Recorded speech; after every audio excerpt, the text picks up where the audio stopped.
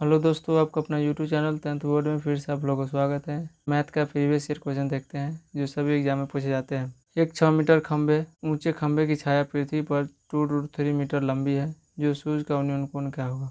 एक खंभा है जिसकी लंबाई 6 मीटर है और उसकी छाया पड़ती है पृथ्वी पर 2√3 दिया हुआ है। तो पूछ रहा उन्नयन कोण क्या होगा।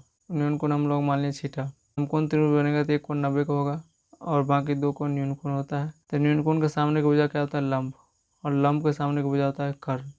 यहाँ पे आपको लंब दिया है और आधार दिया है। तो त्रिकोणमिति के हिसाब से आपको बनाना है। लंब और आधार किस में होता है, टेन थीटा बराबर होता है लंब बटा आधार। तो टेन थीटा यानी लंब कितना है, 6 मीटर। जब ये न्यून कोण दिया तो लंबा ये हो जाए, लंब ये हो जाएगा। जब ये न्यून कोण होगा तो लंब ये हो जाएगा। लंब और आधार चेंज होता है न्यून कोण के हिसाब से। जब न्यून कोण ये पूछा है तो आपका लंब ये हो जाएगा, आधार ये हो जाएगा। तो लंब बटा आधार, तो लंब हो गया 6 मीटर, आधार हो गया 2√3। यहाँ पर टेन थीटा बराबर हो जाएगा 6/2√3। रूट कभी नीचे में नहीं रहता है, इसको परिमेयकरण करना पड़ेगा। √3 से ऊपर नीचा गुना, तो √3 से गुना करेंगे तो 6√3 बटा में 6 कट जाएगा तो बचेगा √3। तो √3 किसका मान होता है, 10 60 डिग्री। तो टेन थीटा बराबर 10 60 डिग्री, 10 कैंसिल हो जाएगा तो थीटा बराबर 60 डिग्री। ऑप्शन नंबर ए दिया हुआ है।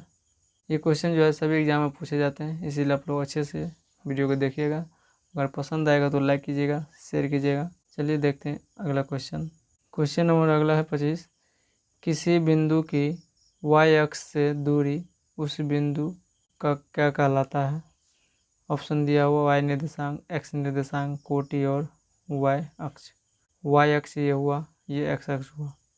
तो y अक्ष से दूरी को हम लोग भुज कहते हैं और x अक्ष से लंबा दूरी को कोटि और y अक्ष से लंबा दूरी को भुज कहते हैं। तो y अक्ष से दूरी पूछ रहा है यानी भुज का मान पूछ रहा है, यानी x अक्ष का निर्देशांक पूछ रहा है, यानी y अक्ष से दूरी बिंदु क्या कहलाता है, तो भुज कहते हैं। तो ऑप्शन में भुज नहीं दिया हुआ है, कोटि दिया हुआ है, यानी x निर्देशांक भी कहते हैं। कोटि को हम लोग y निर्देशांक बोलेंगे या y नियामक, और भुज को हम लोग x निर्देशांक कहते हैं। तो ऑप्शन में दिया है x निर्देशांक, ऑप्शन नंबर बी।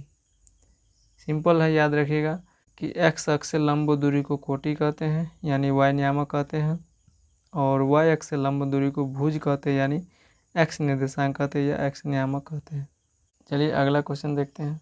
क्वेश्चन है 26 कि बिंदु दिया हुआ है इतना और इतना के बीच की दूरी क्या होगा। यहाँ पर दूरी का फॉर्मूला लिख लेंगे हम लोग। आपको पता है, मान लीजिए ये बिंदु, ये बी बिंदु है, तो आपको पता होना चाहिए ये भुज है, ये कोटि होता है। ये भुज और ये कोटि, यानी ये x निर्देशांक, ये y निर्देशांक। यहाँ फॉर्मूला होता है दूरी का, दो बिंदु के बीच की दूरी होता है √x1 - x2 का whole square plus y1 - y2 का होल स्क्वायर। तो x1 हो गया आपका कितना, -5, तो -5 माइनस x2 मान हो गया -1। यहाँ पहले से माइनस है, फिर माइनस कोष्ट कर देंगे, मध्यम कोष्ट होल स्क्वायर प्लस y1 हो गया आपका 7, y2 हो गया 3। यहाँ पे हल करना है, हल करने के बाद आपका आ जाएगा 4√2। ये फार्मूला है, याद रखिएगा दूरी का फार्मूला। ये क्वेश्चन 100% रहता है, इसीलिए क्वेश्चन को जो अच्छे से देखिएगा। ये क्वेश्चन जो है हमेशा पूछता है, 1 नंबरिया हो या 2 नंबरिया।